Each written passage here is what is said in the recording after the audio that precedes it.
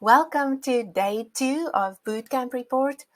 So yesterday we talked about knowing me. It was the self-awareness gene, and the one we specifically picked was the skill to be assertive. And today we are talking about knowing you. So now it's not just about ourselves anymore, but about reading other people, truly caring about them, valuing them, showing courtesy, and so forth.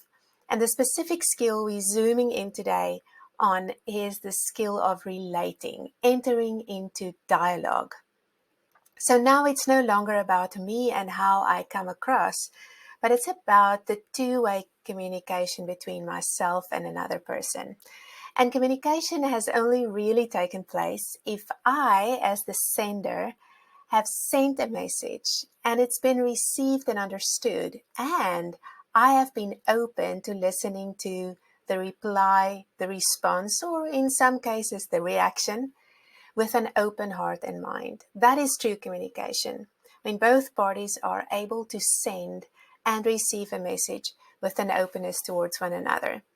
Is that easy for you? Is that hard? What does switching on your genes actually mean? Well, it means that we have basic giftedness in our DNA. In the same way that we have giftedness in our brain, and for some people in our bodies. I'm not very athletic, so I don't know anything about that. But we are pre-programmed and pre-gifted with wonderful uniqueness. But it needs to be activated. It will not automatically turn into a talent. Between that phase of it being potential or a gift and it actually being a talent that enriches our lives and the lives of others lies a major gap, and that requires intentionality.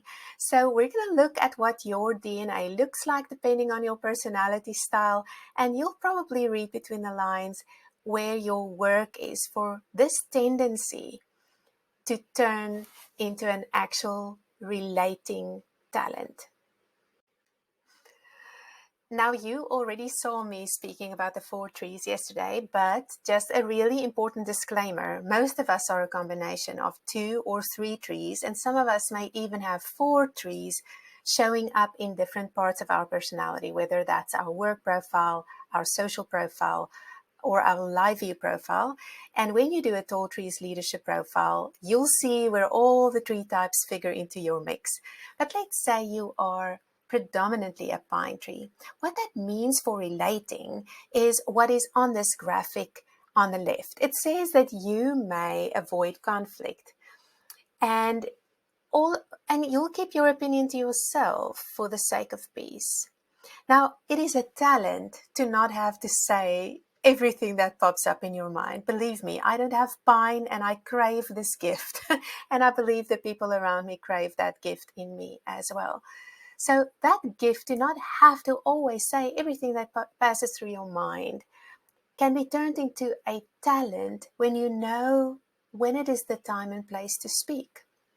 When you are a boxwood, in conflict, it's going to be very difficult for you to remain unemotional. You're going to find fault with yourself. You're going to become extremely introspective. And maybe you're going to become unrelational and very factual, trying to convince the other person with exhibit A and proof B and witness number 3. And in the process, we are not relating anymore. We're just communicating words and facts, but not necessarily anything for somebody to attach to.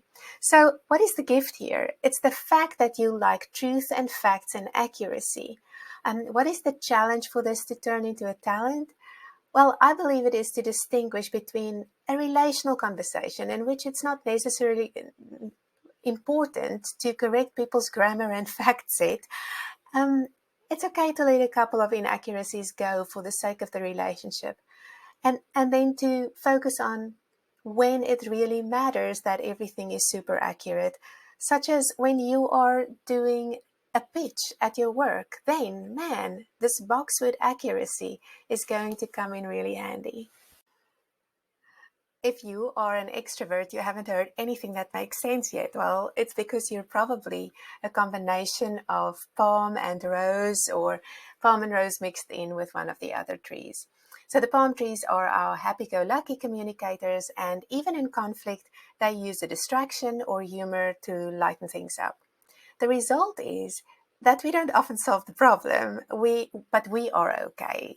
They will always protect the relationship over whatever else the outcome of the conflict resolution could have been. And that creates a wonderful atmosphere, but not a lot of progress. So the challenge for a palm is to know when joking is fine and when we need to set that aside in order to actually handle an issue that could cause disruption either in our work or in our relationships down the line. And then what about the rose bushes? Oh man, we are not great at two-way communication, let's be honest. We're not the best listeners. We tell you what you need to know, and then we kind of leave because we already know what you're going to say. At least that's how we rose bushes sometimes function. We assume we understand the story and we don't really need input. So our greatest challenge is to actually listen, and also to be open to being convinced that there's another way to do it besides our way, and that we may not be right about everything. Now, wouldn't that be a novel idea to try and hold in your head if you are a super confident, pretty accomplished rosebush who needs to learn the humility that comes with true relating? Because true relating means I have not met a single person from whom I have not learned something.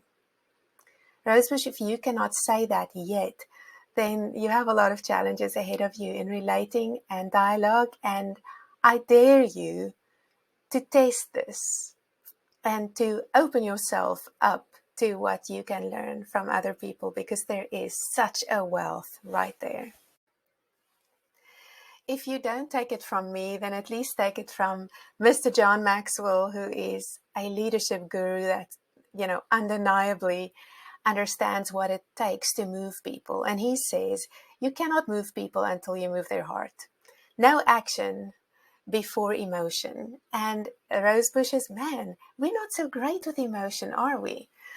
We think it's in the way and it wastes time and it makes everything too mushy. But a fellow rosebush like Mr. Maxwell does not agree. That must be something he learned the hard way, to look for people's hearts first before you look for the hands that can serve our goal, right? Well, that's your challenge in the week to come, to switch on that relating gene, to truly listen, to be confident enough to communicate, and to wait for what comes back, and to wait in a stance and with an attitude that says, I can learn something from you. Well, join us again for Bootcamp Recap number 3. That will come tomorrow, and it will address the genes called knowing knowing us. And knowing us is all about awareness in a team and family, the greater context. So unless you are completely isolated or living with only one other person, it's going to be relevant to you. I'll see you tomorrow with that recap. Bye-bye.